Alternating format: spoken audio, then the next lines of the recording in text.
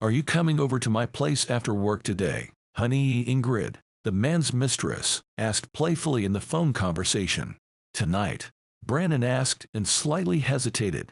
No, I can't tonight, sorry. My wife asked me to come home immediately after work. We have a family dinner tonight. You know, for some reason I feel like she knows everything. Do you feel she knows? Ingrid grinned. I'm pretty sure she knows. You know, women always notice any change in their relationship very accurately, especially when a rival appears. In such a case, smart women will never tolerate what is going on and pretend that nothing happened. Smart women will immediately talk about it and file for divorce. But stupid women prefer to pretend that everything is fine and nothing terrible is happening. I don't know yet which category your wife Lauren belongs in. Lauren's always been a smart woman, Brandon said somewhat resentfully, and that's why I've been cheating on her for almost a year. Ingrid asked sarcastically, and then, softening slightly, added, all right, dear, I don't want to mess with your family matters. I hope you'll sort it out soon. But I want to ask you again, what about today? Maybe you could come over at least for an hour. I can't promise you a delicious dinner, but I can promise you something more interesting. Come on, honey. I miss you so much. Ingrid, you're my femme fatale. How can you resist such a tempting offer? I'll be sure to stop by your place tonight. Wait for me, darling. Brandon disconnected the call and, placing the phone on his desk, closed his eyes and reflected for a moment. He analyzed his life a lot lately and tried to understand if he was satisfied with it. Alas, by the time he was 38, the man had not achieved any significant success in the career he had always dreamed of. Actually, he had hardly moved up the career ladder. He got a job about 13 years ago and still remains an ordinary sales manager. It was very frustrating. It means that the management doesn't really appreciate him as an employee and doesn't see his talent. He wanted to change everything in his life, to get a decent income, to provide everything necessary for his wife and daughter, to buy a good apartment in some upscale neighborhood, a fancy car, not just some cheap and reliable car, but the one he had dreamed of since childhood. Unfortunately, life is not that easy. Sometimes, the right connections decide everything. But where an ordinary man could find the right connections, his friends often said, take your life in your own hands and just start moving forward. Change something. Look for new opportunities. Try something new. It's always easy to say, but it's harder to do. No, Brandon didn't consider himself a total loser. He was grateful for many things in his life. For example, he had been lucky enough to be born into a wonderful family. His parents supported him in everything and didn't demand anything in return. And it was a blessing that he met Lauren.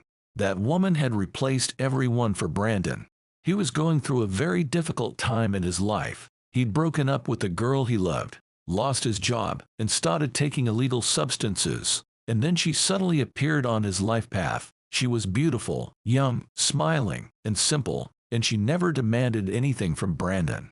She accepted every decision he made and trusted every word he said, every promise he made. She was not just a girl, she was a dream. Brandon didn't think long and after a couple of months, proposed to Lauren. She was over the moon. She had dreamed of a family since she was a teenager. When she was young, she buried her mother, and after that, she made a promise to take care of her grandmother and to become the happiest woman in the world. That's what Lauren strived for. She studied diligently, worked hard, and was grateful for every day of her life. She fell in love with Brandon almost from the first meeting, but it couldn't be otherwise. He was a handsome, self-confident young man who knew what he wanted from life. It seemed that he could easily achieve everything he wanted. However, after 10 years of family life, nothing changed. The only joy was the birth of a long-awaited daughter, Kate. But everything else was typical. There were ups and downs, but it seemed to Lauren that love and respect always prevailed in their couple. Brandon, excited about his upcoming romantic date with Ingrid, had left work early and smiled involuntarily. This woman was literally driving him crazy. He had never seen such fire and passion before. He still couldn't believe that such incredible happiness had come into his life. One day Brandon decided to stop by a bar after a hard work day. He was a little embarrassed when he entered, thinking that he was too old for such places. He thought that they might chase him away. But when he entered, He saw people of all ages there and relaxed. That's where he met her. He immediately spotted this beauty in the crowd. Bright makeup, long beautiful hair, an extremely sexy outfit, and most importantly, her gaze. It was the gaze of a very self-confident woman. Brandon didn't immediately notice that Ingrid had been looking intently in his direction all night. It was as if she was waiting for the man to make the first step. However, Brandon, who had never cheated on his wife before, felt embarrassed and wanted to leave the bar. But Ingrid's gaze. They spent a terrific night together in her apartment, and the next morning they went their separate ways. "Honey, is something wrong?" Ingrid asked one day, stroking the man's naked back. "I'm not sure," Brandon mumbled. "It's just that everything that's going on between us, it's just not right. I'm married, you know. I've never cheated on my wife before. I've never even looked at other women before, but you enchanted me, Ingrid. I don't know what to do." "That's okay, darling," the woman replied affectionately. "I realize how difficult it is for you. I never planned to date a married man either. However, it happened. You know, I prefer not to worry about anything in life. We are happy together, and that's the most important thing." "You're too perfect," Brandon said with sparkling eyes. "I've never met anyone like you before." That's how their relationship began. At first, Brandon was constantly cursing himself for such horrible sneaky behavior, but then he accepted the situation. He relaxed and even found an excuse for everything that was going on. Lauren was a good mother and housewife, but she could be better as a wife, as a woman. After all, she was only in her 30s, but she looked much older than her age. She was often gloomy, stressed out, and tired. Brandon had forgotten the last time his wife was wearing a feminine dress and high heels, or applying makeup. In the body, when they met, she was very slim and very attractive, but after giving birth to their daughter, something happened to her body. Of course, Brandon realized that it was not an easy task to give birth to a baby, but their daughter was already 5 years old. In 5 years she could lose weight and get in shape. She could if she wanted to. For example, Ingrid goes to the gym 3 times a week. She carefully takes care of both nutrition and physical activity. Brandon was proud of Ingrid. She didn't have children, but does that change anything? The only thing that matters is her attitude to herself. After picking up Kate from kindergarten and listening to the teacher's praise for her, Lauren headed home with a smile on her face. She loved these quiet, cozy family dinners. Tomorrow was a weekend, so it was time to finally relax. Taking the heavy grocery bags into the kitchen, the woman sat down on a stool and reflected. Almost no one knew what was really bothering Lauren lately. It was as if she sensed that her marriage was about to come to an end. Was she afraid of that? Definitely. Did she want a divorce? No. She loved her husband more and more each year. But her feelings weren't enough. Lauren noticed the first strange signs in her husband's behavior a few months ago. Brandon started coming home later than usual on a regular basis and forgot about all his wife's requests. At some point, the woman realized that her husband was living his own life. He didn't care about his family. It was very hard to realize this, but Lauren, like many other women, began to look for an excuse for her husband's aloof behavior. And she found it. At first, she thought that he was too tired at work. After all, sales is a nervous and difficult field. Then, having read some literature, she came to the conclusion that Brandon had something like a midlife crisis. After all, she noticed many times that he reacts too painfully to any failure in his life. He wanted to achieve so many things in life, but he failed. Then Lauren decided to implement increased support, care, and attention, but it didn't bring much result. Desperately trying to understand what to do, the woman didn't notice when she realized the main reason for the cold behavior of her spouse. The appearance of another woman in his life. At first, he was hiding it, but after a while, it seemed that Brandon deliberately began to return home with traces of lipstick on his shirt or with a persistent scent of sweet female perfume. Lauren was so hurt then. She refused to believe it until the last moment, probably because it was easier that way. And then the woman made the ultimate mistake. She began to look for the cause of her husband's infidelity in herself. Lauren spent hours looking at her body in the mirror and constantly noticed some imperfections in it. Now it's clear why Brandon cheats on me. Cellulite, stretch marks on my body. No matter how hard Lauren tried to solve these problems, she didn't see any results. Her friend's supportive words didn't calm Lauren down either, even though they told her that everything was fine and there was nothing critical. The doctors said, "It is necessary to balance your hormones. It's not about beauty but about your health." But the woman found the cause of all the bad things only in herself, torturing herself with exhausting diets and home workouts. Unfortunately, she had no money to pay for the gym. Moreover, she had no time for that. Every evening she had to stay at home with their daughter. Brandon was always busy. Her husband's words of encouragement were so important to Lauren. If he had said just one encouraging word to her, if he had praised her just once, things would have turned out differently.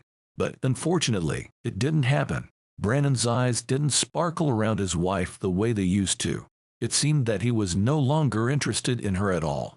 Lauren shook her head, as if trying to chase away those oppressive thoughts, and began to cook the family dinner. She hoped she could remind her spouse of what was really important in this life. However, when everything was ready, Lauren realized with sadness that Brandon was late again. How could he behave that way? For the first time in a while, she asked him to come home early, but he ignored even such a simple request. "Mommy," Kate said affectionately as she entered the kitchen, "are we going to eat or are we going to wait for Daddy?" Lauren looked sadly at the clock. "Let's have dinner, sweetheart. Wash your hands and sit down at the table." "What about Daddy?" "Daddy will be here a little later."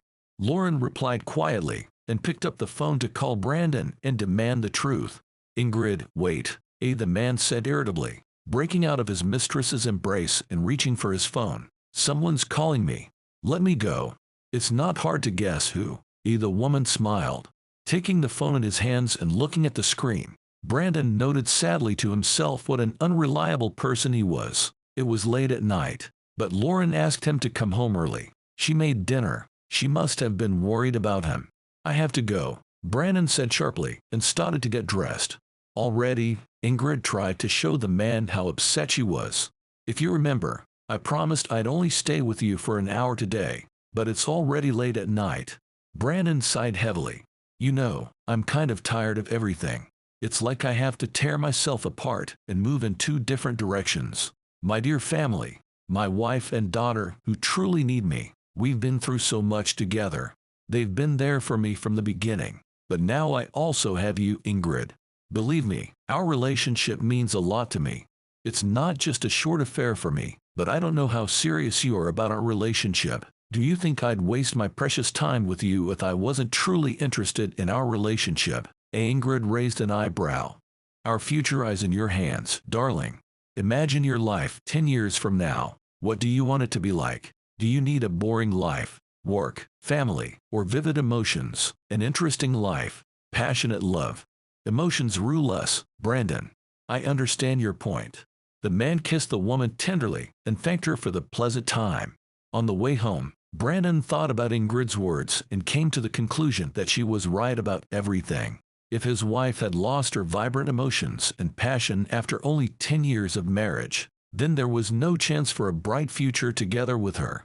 How could he hope for a positive change if everything was already so dull and dreary? Yes, he was grateful to Lauren for everything, but this was not the life of his dreams, not the life he'd always strived for. His life could be different with Ingrid. During the year of their relationship, not a single thought had flashed through Brandon's mind that he might be bored or unhappy with her. He realized that his success depended a lot on the woman who was by his side. After putting her daughter to bed and cleaning up the kitchen, Lauren began to analyze her life again and tried to understand why everything was so complicated. At what point did everything start to change for the worse? And most importantly, who was to blame? In the morning, the woman was sure that she was the reason for all the failures of their marriage. She saw only the bad in herself. But late at night, she suddenly realized that everything is not that simple. Still, a lot depends on the man in the relationship. She suddenly realized that in 10 years of marriage, Brandon had made very little effort to improve their life. 10 years ago, they moved into the old apartment that Lauren had inherited from her grandmother, and they still lived there.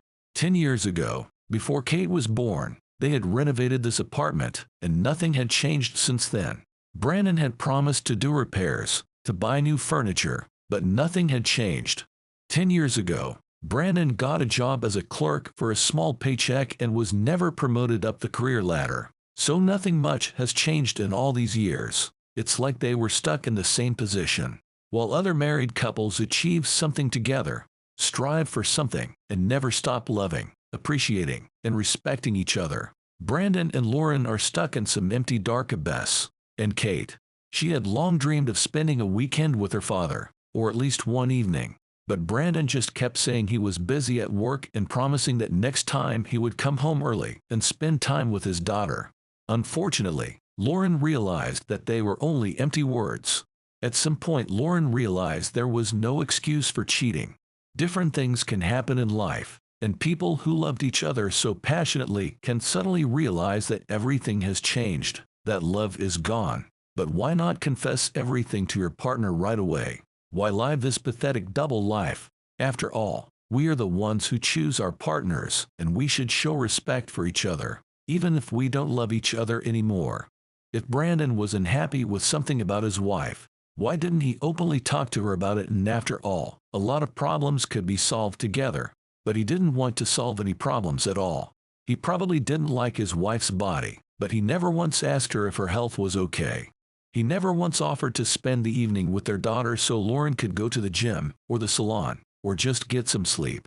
Lauren suddenly realized that her husband was the weak link in their marriage, not her. After facing the first slightest difficulties in family life, he found nothing better than to relax in the arms of another woman.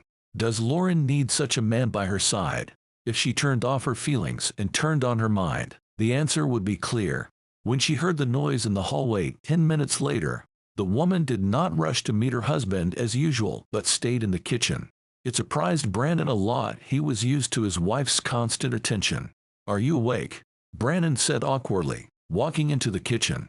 "As you can see," Lauren replied indifferently, and walked closer to the window. "Lauren, we need to talk." "Wait." The woman turned around abruptly and looked at her husband intently. Actually, I'm going to tell you something, too. After analyzing my life over the past few years, I realized that I'm very tired. Since Kate started to go to kindergarten 3 years ago, I've been working all the time, and I never even took a vacation. I get up early in the morning to make you breakfast. I take Kate to kindergarten, and then I rush to work. In the evening, I rush from work to pick Kate up from kindergarten. We go to the store. I cook dinner, clean the house, do laundry, spend time with Kate, and read her bedtime stories. Every day is the same for me. It's only now that I've realized how wrong it is. "Lauren," Brandon replied tiredly, "I don't understand. What does this have to do with your reasoning about vacation and tiredness?" "Don't understand or don't want to understand." Lauren smiled. "I need a reboot. Kate's a big girl now. I think you can take care of our daughter for a while. I'll call my boss and ask for a vacation, at least for 3 weeks. "What?" Brandon frowned. "What are you talking about? Where'd you get the money? And what about Kate?" "Shh, calm down, darling." Lauren laughed. Don't be so nervous. I think I deserve a vacation. My friend Maria recently offered me a trip to the sea. I don't want to miss this opportunity. I've been saving money for my salary. I was planning to spend this money on renovation, but vacation is more important to me now. I need to take care of myself, of my health. I'll spend a few weeks at the sea, and I'll come back a completely different person." "You are so strange," Brandon said resentfully. "Who's going to take care of your daughter? Who will pick her up from kindergarten every day? Who will cook dinner and do the laundry in the evenings? Do you remember that our daughter has not only a mother, but also a father? I think you can cope with that. Besides, you promised her a long time ago to spend some time together. She's still waiting for you to fulfill your promise. I'm giving you a great opportunity to bond with your daughter and finally get to know her better." "That's not fair," Brandon shouted.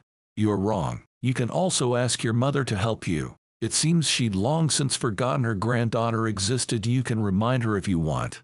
Lauren said with a smile on her face, then added seriously, "What did you want to talk about?" "Me," the man said, noticeably nervous. "I've fallen in love with another woman. I'm sorry. And you were going to move in with her." Lauren did her best to keep her face calm. "So, I ruined your plans." "Well, Let me spend the last few weeks in peace, and then we'll finish everything. I'll come home after vacation, and we'll file for divorce." "What?" Brandon asked in surprise. "No questions. No regrets. No tears. You'll let me go that easily?" "Jess, why are you surprised?" "You know, today, while I was alone again, I realized that I wanted a divorce. It's like the rose-colored glasses broke, you know. I finally found the courage to be honest with myself. It's an amazing feeling, and I don't want to know the details of your personal life. I'm not interested in it anymore, sorry," Lauren said with a smile on her face and went to the bedroom. The woman was very proud of herself, but at the same time she did not fully realize what her decision would lead to. After all, it was easy to say it all, but she didn't know what to do. It was very unpleasant, very painful to get confirmation that her husband had another woman. It's always scary to face the truth, but sometimes it is the only way out of the situation. The next morning, Lauren called her boss, as she was going to, and after explaining the situation, asked for a vacation. Fortunately, the woman's request was fulfilled. After that, Lauren, encouraged by what was happening, called her friend Maria. "What? I don't understand," a surprised Marini asked. "Hey, are you seriously? You're not kidding, are you?" "No kidding, Maria." Lauren laughed. "I really want to go to the sea. Unfortunately, I don't have a lot of money now, but I know you're a professional, so I hope you will find a good budget option." My friend decided to go on vacation for the first time in years. "I would do whatever it takes to find the best vacation option for you," Maria exclaimed joyfully. "Remember I told you about the little hotel by the sea? It's a great option. It's not a luxury hotel. It's very modest but comfortable, but you'll be able to relax and finally take care of your health, both physical and mental. But tell me, how did you make up your mind to take a vacation? Moreover, to go to the sea alone. During the years of your marriage, you've never been on vacation." "Oh, Maria, it's a long story, but I'll be sure to share it with you someday. Thank you, dear." Lauren disconnected the phone call with a happy smile. 3 days later, the woman was going to the airport. She experienced a very unusual feeling while packing. On the one hand, her heart and soul ached for her ruined family, and also for Kate, who would have to spend some time without her mother. Would she be able to cope? On the other hand, something inside her told her that the vacation was the right thing to do. She felt that the vacation would be the starting point for a new, better life. "Okay, Kate, it's time." Lauren gently ran her hand over her daughter's cheek. "Mommy has to go to the airport, but don't be sad, okay? I promise to call the best girl in the universe every day. Time will pass quickly, you'll see. While I'm on vacation, Daddy will be happy to replace me. You've wanted to spend time with him for a long time, hadn't you? Just don't be sad. And remember that I love you, my dear." "You're not even going to say anything to me?" Brandon asked resentfully. "I think I told you everything about the groceries and about the laundry. You already know where her clothes are and where the first aid kit is. Take care of our daughter. I have nothing more to say." "I don't recognize you," Brandon said gloomily as he closed the door behind his wife. Ingrid was incredibly happy when she learned that Brandon's wife was away for a few weeks. She called Brandon almost immediately, wanting to see him as soon as possible. "I'm sorry, honey, I can't come tonight," Brandon replied regretfully. "I'd love to, but you know I'm not alone now. Kate's staying with me." "Lauren knows how to be sneaky," Ingrid muttered angrily. "So when are you going to come to my place? How about Kate and I come over tonight? I'd love to introduce you to my daughter," Brandon suggested enthusiastically. "A child at my apartment? LOL. No thanks. Your daughter wasn't part of my plans. Please solve your problems on your own and don't bother me without a reason then," Ingrid said sternly and dropped the call. Upset by his beloved woman's reaction, Brandon resolutely dialed his mother's number. She must help. "Brandon, if you had called earlier and warned me, I would have helped you," the woman said emotionally. "But your father and I have other plans. I'm sorry, my dear, but there's no way I can help you. We're going to visit our friends. Sorry, but you have to deal with everything on your own. By the way, I'm surprised Lauren suddenly decided to go to the seaside alone. That's not like her. What's going on, son?" "Nothing good," Brandon replied tiredly. "Anyway, thanks, Mom. Have a good trip." Hearing his mother's disappointing answer, the man was furious and desperate. He would have to do everything on his own, and no one cared about the fact that for all the years of family life, he had done almost no housework. Lauren had always taken care of all the household and other important matters. It's hard to survive without a woman. Probably Ingrid would have helped with everything if she had been a little kinder and more involved. But alas, she made it clear that she didn't care about her lover's family problems at all. Well, Kate, we have no one to help us, so we have to cope with everything alone. Will you help me? The man smiled. Yes, Daddy, I'll help you with everything. Meanwhile, Lauren was already enjoying the sun and swimming in the warm sea. Finally, she was enjoying her life. The woman didn't even remember the last time when she could control her own life. Usually, she always had to adapt to the situation, giving up her goals, desires, and dreams, helping to fulfill other people's dreams, and providing a comfortable life for the man who treated her so badly. But here, on vacation, it felt like the whole world belonged to her. She could do whatever she wanted without feeling embarrassed or awkward about her behavior. Why such a beautiful lady is alone here? A man's voice suddenly sounded next to Lauren. Oh, are you talking to me? The woman asked, surprised, rising from the lounger and covering her body with a towel.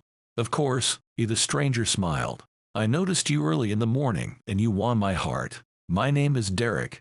Nice to meet you, Derek, Lauren said awkwardly. What are you doing tonight? Tonight there's gonna be a big party on this beach. Will you join me? It'll be a lot of fun. Do you really think it's appropriate? I think parties like this are just for young people. You're funny. If you find a way to break the stereotypes in your head and decide to go to the party, I'll be waiting for you at the bar. Lauren returned to her hotel room and thought about this unexpected invitation. On the one hand, the woman would really like to have fun and not be worried about anything. On the other hand, was it right to attend such parties for a married woman? Although she, unlike her spouse, knows how to keep herself in control. In this case, is it worth it to refuse the tempting invitation? Smiling at her own determination, Lauren took out a dress and high-heeled shoes from the suitcase. Why not? It had been a long time since she'd done something like this. She had already forgotten what it was like to be a beautiful and feminine girl. After applying light makeup and styling her hair, Lauren put on a dress and headed to the party. But when she saw the sand on the beach, she laughed. She had to take off her high-heeled shoes right away. However, it was even more comfortable without them. You came after all. You look amazing, Derek said excitedly. Really? Lauren smiled. Look, Derek, you're a nice guy, but I'd like to mention something right away. I'm married. Yes, my husband and I will be divorced soon, but I have no intention of having an affair. All I want to do is have fun and dance my ass official. You can join me if you want, but I'm not promising you anything more. At some point, I thought I didn't deserve a better life, and I was sure that I had to be happy with everything I had. Can you imagine? I tolerated my husband's horrible behavior and constant lying. I believed I was ugly and unattractive. I constantly compared myself to other women, more beautiful and successful. And now, being in the company of unfamiliar people, I feel quite comfortable and realize that a lot depends on the people around me. If one man is not happy with you, it doesn't mean anything. From now on, I will always choose only myself. Right thoughts. Every woman deserves to feel like a goddess. Let's go dancing and celebrate the beginning of a new life. With pleasure. Things were working out pretty well for Lauren, but not for Brandon. The man was very tired of standing at the stove every day, cooking something, cleaning up the apartment all the time, going to the grocery store, bringing heavy bags home. He was ready to run away from home anywhere. Only Kate, who needed her father so much, would stop him. That night, sitting alone on the couch in front of the TV, Brandon realized for the first time how much he didn't appreciate Lauren's contribution to their family. Amazingly, this delicate woman worked so hard. She managed to do so many things. Only after he was deprived of her help did the man realize it. Meanwhile, his beloved Ingrid, facing slight difficulties and the inability to see him regularly, immediately forgot Brandon, answered his calls less often, and acted very suspiciously. Without thinking twice, the man took a day off from work one day and decided to visit his beloved and surprise her. Brandon, Ingrid said fearfully, not giving Brandon a chance to step inside the apartment. I missed you, honey. And the man wanted to kiss the woman, but she turned away. It's been a couple of weeks since we've been together, and you're hardly answering my calls either. What am I supposed to think? Ingrid hesitated for a moment and then said, Brandon, you know, the circumstances have changed a bit. We shouldn't see each other anymore. You're not alone. Brandon asked angrily, and not getting an answer to his question made it all clear. You were quick to find a replacement for me, Ingrid. You're the one who accused me of not being serious about our relationship. I almost divorced my wife and left my family because of you. No need for silly tantrums, honey, the woman replied affectionately. You turned out to be an indecisive man. That's why everything ended like that. I was interested in our relationship until your family difficulties occurred. And don't forget that I always put myself and my personal interests first. If something doesn't suit me, I don't tolerate it but rather get rid of it. Don't come here again, Ingrid said sternly, and slammed the door angrily in front of Brandon's face. A few days later, Lauren finally arrived home. Brandon didn't even immediately recognize his spouse. She was tanned and even seemed to have lost weight. It was amazing how much she had changed. From a tired and insecure woman, she turned into a glowing, gorgeous woman. The vacation was definitely good for her. So, Brandon, my vacation is over, Lauren said cheerfully. I'm sure you benefited from the time I was away. Your daughter loves you very much. Don't forget that, and visit her more often. And now that I'm back, you can pack your stuff and go to your new life as you wanted to. A little later, I will initiate the divorce process. Lauren, Brandon said pathetically, shocked by his wife's determination. Why don't we give us a second chance? After all, we've been together for so many years. I made a mistake, but it was only a couple of times.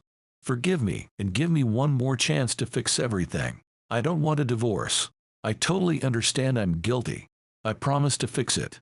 Well, your mistress couldn't cope with the ordeal and decided to run away. Lauren laughed. It was a bad choice, darling. Are you kidding me? Do you really want to ruin everything? The man was desperate. Me, you ruined everything yourself, sweetheart. Learn to take responsibility for your actions. So, you say you don't want a divorce. Too bad, because I want it. On vacation, I finally realized it. Me and Kate will be much happier without you. So, from now on, I choose myself. Go away. But Brandon wanted to start making excuses, begging his wife not to do this. But seeing the determination in her eyes, he began silently packing his belongings. Closing the door behind her husband, Lauren exhaled heavily and wiped the tears from her eyes. A new chapter of her life was about to begin. It would be difficult, but very interesting. And she would definitely be happy again. All right, everyone's presentations are done. Nick, the manager, said as he tried to move the discussion forward. Excuse me, I haven't. I recently found out something. Nick interrupted me and began to speak.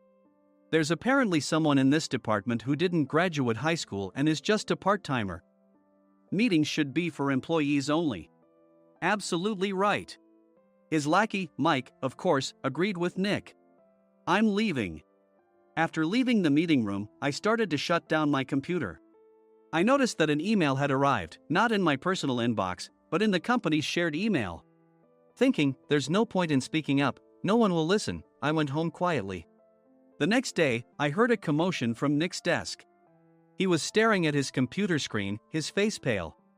Nick! Is something wrong? Mike looked at the screen with him. And he turned even paler than Nick. Why is he so angry?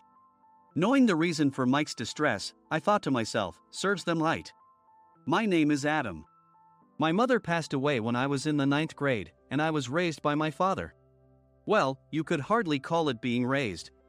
After my mother passed, my father changed.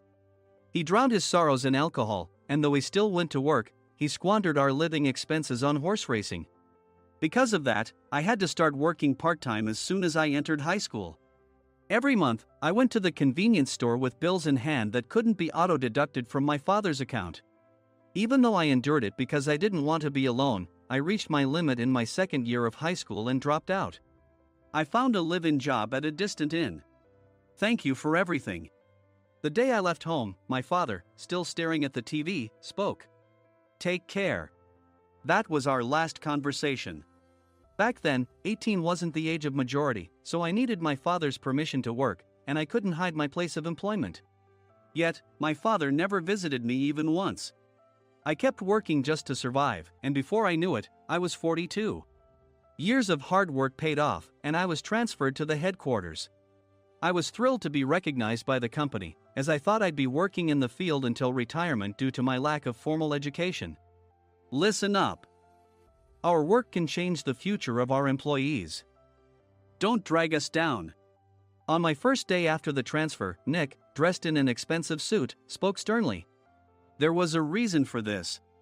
Our inn was located in a prominent tourist destination, known so well that everyone in the state could sing its commercial jingle. At its peak, we had 5 locations within the state. But that was long ago. Due to financial difficulties and aging facilities, only the place where I had worked for many years and the original establishment remained. I was prepared to lose my job anytime, but now there was a glimmer of hope.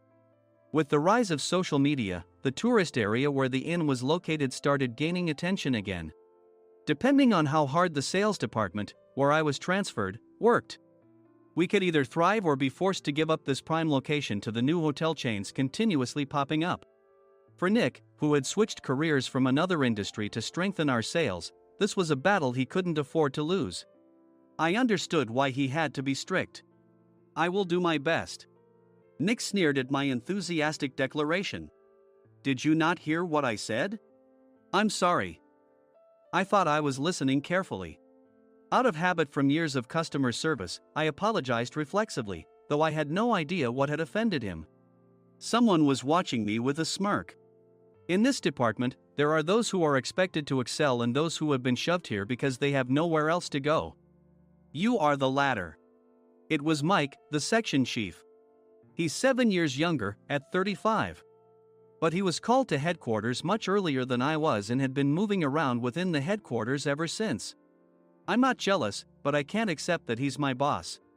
Graduating from a prestigious university, he has an unusually high pride and caused many problems as a newbie, making things very difficult for me when I was the front desk leader.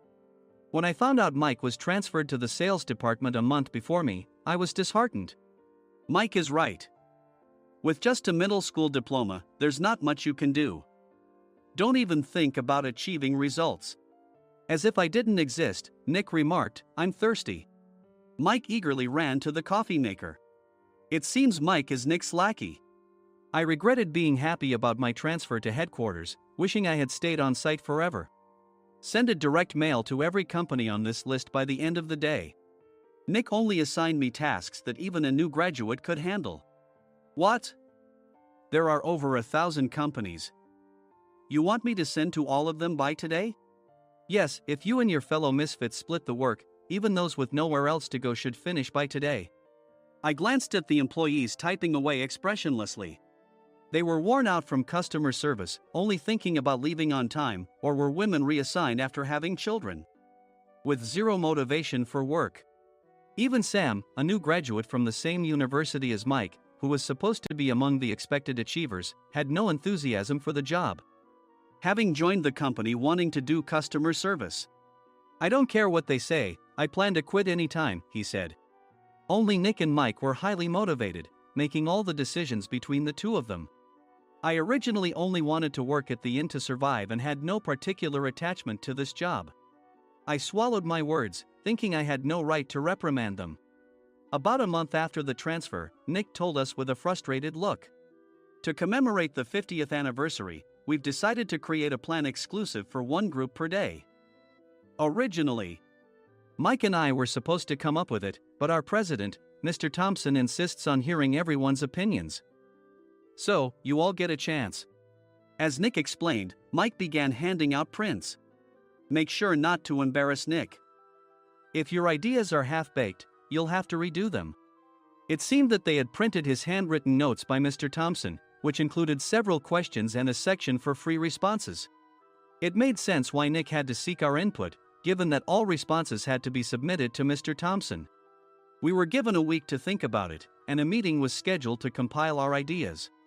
My plan is to let guests enjoy both the old and modern America. Nick began the presentations.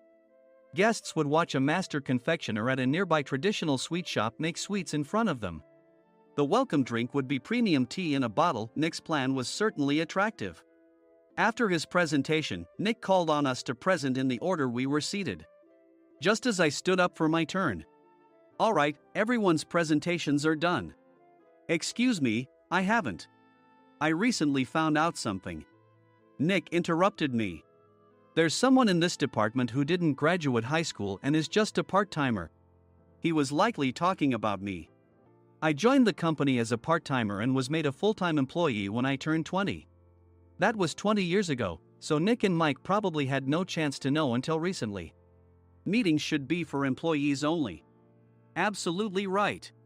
After that, Nick kept creating opportunities to solicit everyone's opinions, purposefully excluding me from speaking. The meeting unexpectedly heated up and went past the scheduled end time. A few people asked to leave, and the discussion continued with the remaining few. "Still here?" Normally, you'd leave in that situation. Though I had no attachment to the job initially, hearing kind words from customers made me want to make them happier. For someone like me, with nowhere to go, the inn was my home and customer service was my life. I felt pathetic about my current self. "I'm leaving." I left the conference room and started shutting down my computer. I noticed an email had arrived, not in my personal inbox, but in the company's shared email. Thinking no one would listen to what I had to say anyway, I quietly went home. The next day, while preparing the DM as instructed, I heard a commotion from Nick's desk. In his haste to stand up, he hit his knee on the desk. He stared at his computer screen, his face pale. "Nick? What's wrong?" Mike, thinking he should be the first to rush over, approached Nick while still wearing his coat. He peered at the screen with Nick. And he turned even paler than Nick. Why is he so angry? Who is responsible for this company? Nick, more irritated than ever, asked, and Mike answered without checking. Probably Sam. Sam wasn't there because he was attending a morning training session for new hires. Nick gave up on getting angry and returned his gaze to the screen. They were looking at an email that arrived right after the end of the working day yesterday. Apparently, no one, including me, had checked it before leaving. The email was from a large company that used us for their annual employee trips. The president and executives of that company also frequently used our services personally. President of the company, Mr. Mason himself, had declared that neither he nor his company would ever use our services again. Well, some companies cancel their employee trips or stop using our services due to financial struggles. Let's just move on. Mike kept wiping the sweat from his forehead with a handkerchief. Knowing why Mike was so agitated, I quietly watched their interaction. Do you know how much revenue we get from that company? We can find other guests to fill the rooms, but we'll lose the banquet costs, gift shop revenue, rental car fees, and more. Moreover, the gifts were supposed to be prepared by the traditional confectionery shop involved in Nick's proposed plan. If it's known that we incurred such a huge loss at this critical time, Nick's position in the company would be jeopardized. Nick took a deep breath, seemingly trying to calm himself. All right, Mike. Go to New York right now and apologize to Mr. Mason. What? You're coming with me, right? I have urgent work to do. I trust you, which is why I'm entrusting this to you. Please. Mike, believing Nick's sincerity, agreed with a determined look on his face, saying, yes. That's Nick for you. Even if Mike went to apologize, Nick would shift all the blame onto him if the client didn't change their mind. Well, it was Mike's fault to begin with, so it served him right. About 3 hours later, Sam answered a call from somewhere and repeatedly apologized, saying, I'm very sorry. Everyone watched to see what was happening. After ending the call, he informed Nick with a weary tone. When Mike arrived at the client's company, he only made things worse, further infuriating Mr. Mason. He was demanding, get his boss here immediately. It was no wonder Sam was exhausted, dealing with such a call right after returning from training. What is that idiot doing? All right, Adam, you're coming with me. If sacrificing Mike didn't work, then I must be next. Normally, I'd want to refuse at all costs, but I saw an opportunity in this situation. If I can be of assistance, I'd be happy to join you. I obediently followed Nick, and we flew to New York. When we introduced ourselves at the reception, it became clear how serious the situation was.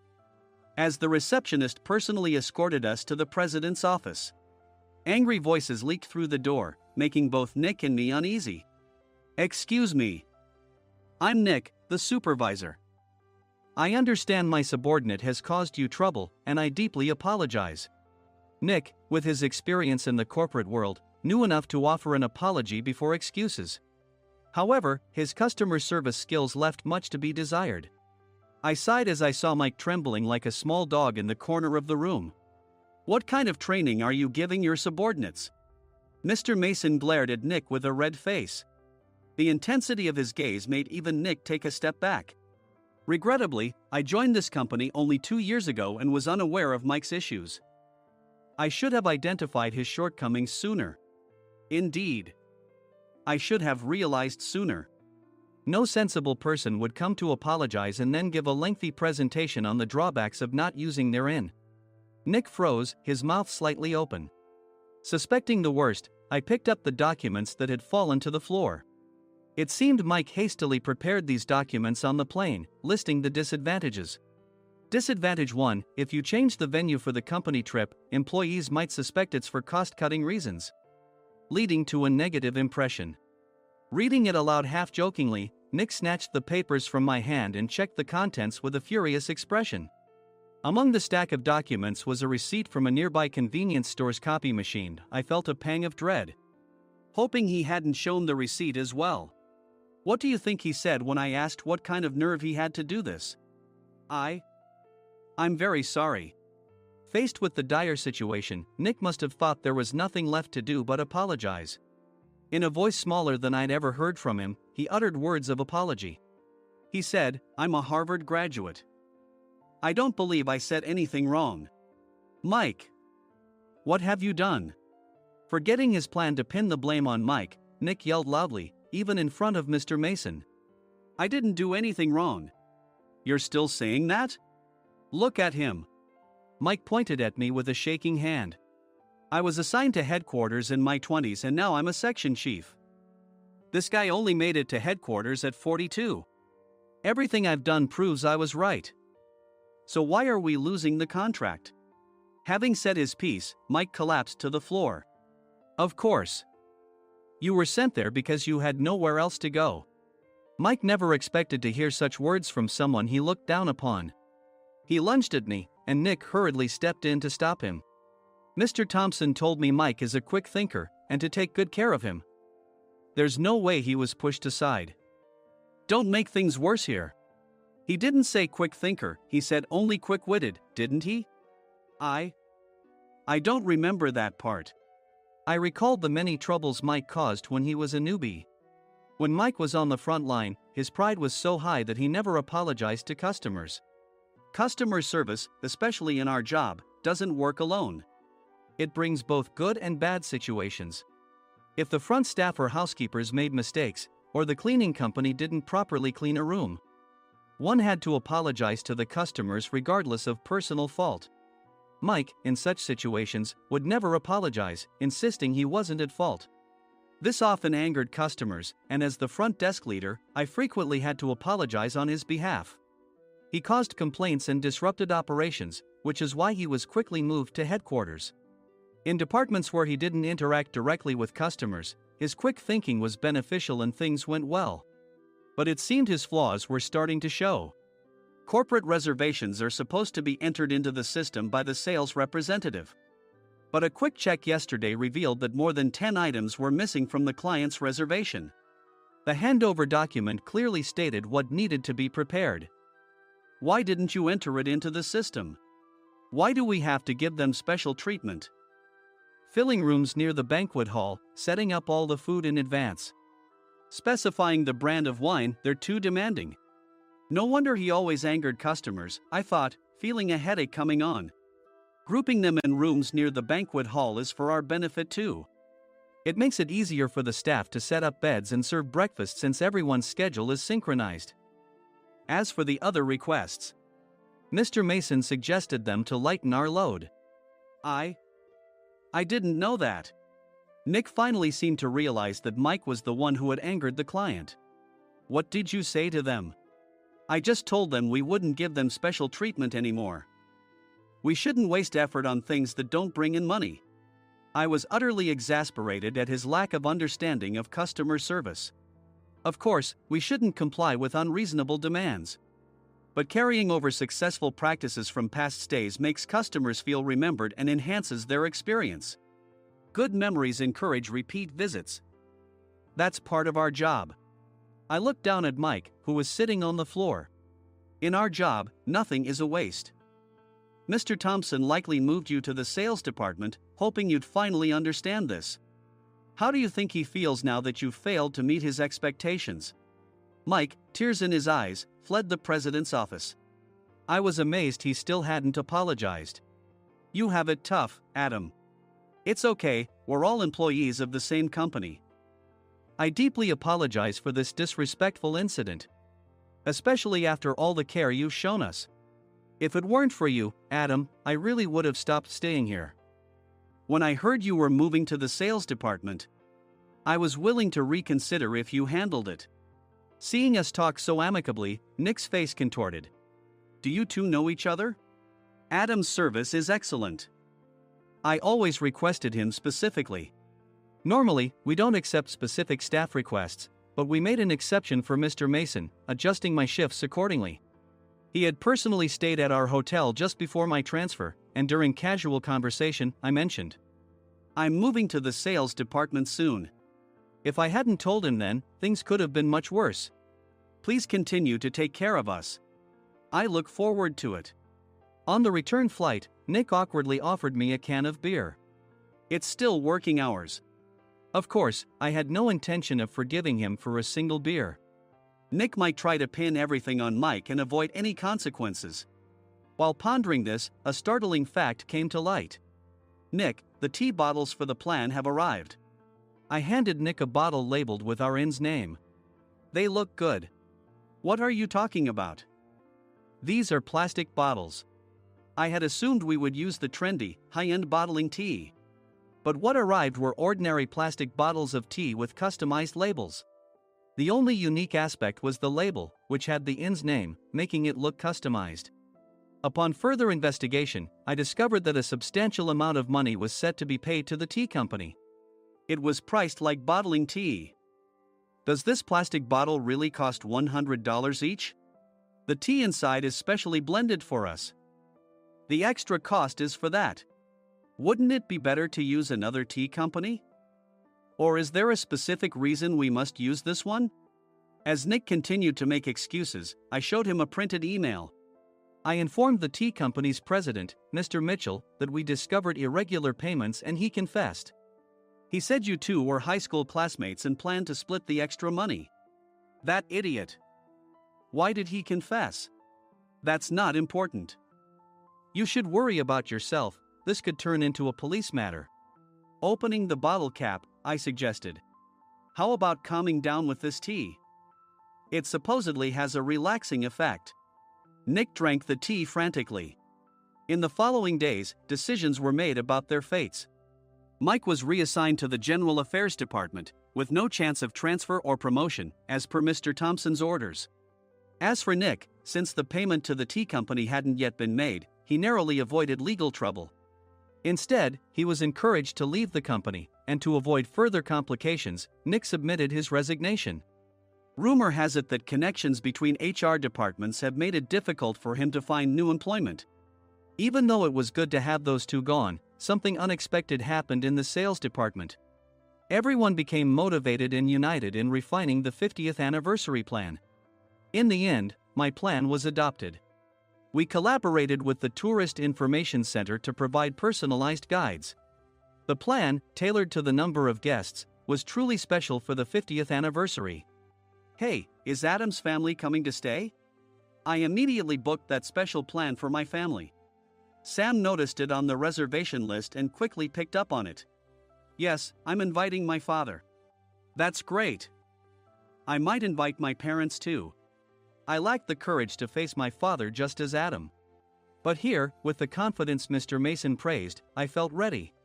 The 50th anniversary plan was a perfect opportunity to reconnect with my father. I hope to bring back the days when we could laugh together as we once did.